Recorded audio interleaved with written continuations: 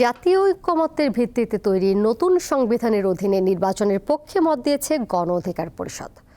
এক্ষেত্রে সংবিধান সংশোধন সহ পুরো সংস্কার প্রক্রিয়াকে গণভোটের মাধ্যমে চূড়ান্ত করার প্রস্তাব দলটির।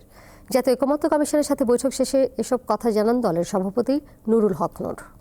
Walton washing machine, simplifying life with hassle free washing.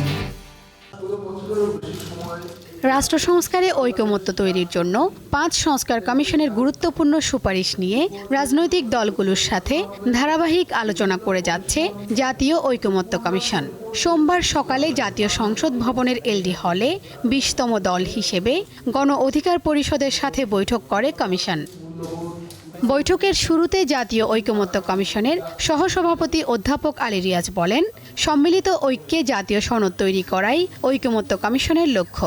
ঐকমত্য কমিশনের লক্ষ্য হচ্ছে এই জাতীয় সনদ তৈরি করা, যাতে করে ক্ষমতার বিন্যাসে পরিবর্তন ঘটে, যেন বাংলাদেশ তার সমস্ত সম্ভাবনা নিয়ে জাগ্রত হতে পারে।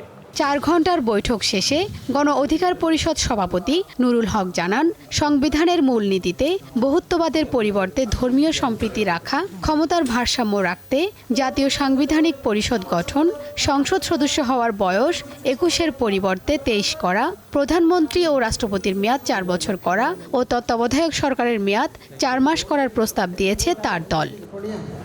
অন্তর্বর্তী সরকারকে জাতীয় সরকার করে তার অধীনে নির্বাচন চায় গণ অধিকার পরিষদ। ভবিষ্যতে কেউ যাতে জাতীয় সনদ চ্যালেঞ্জ করতে না পারে, এই জন্য গণভোটের পক্ষে অবস্থান দলটির। এবং শুধু আমরা সংবিধান না, যেহেতু বাংলাদেশের এই ৫০ বছরের ইতিহাসে এইটা একটা ঐতিহাসিক প্রেক্ষাপট, যেন ভবিষ্যতে কোনো আইনি কিংবা বিভিন্ন ধরনের সংকটে না পড়ে, এই জন্য আমরা পুরো সংস্কার প্রক্রিয়াকেই একটা গণভোটের মাধ্যমেও চূড়ান্ত করার আহ্বান জানিয়েছি। জাতীয় ঐকমত্য কমিশনের ১৬৬টি সুপারিশের মধ্যে ১৩৫টিতে একমত প্রকাশ করেছে গণ অধিকার পরিষদ। শিউলি শবনম, দীপ্ত সংবাদ, ঢাকা।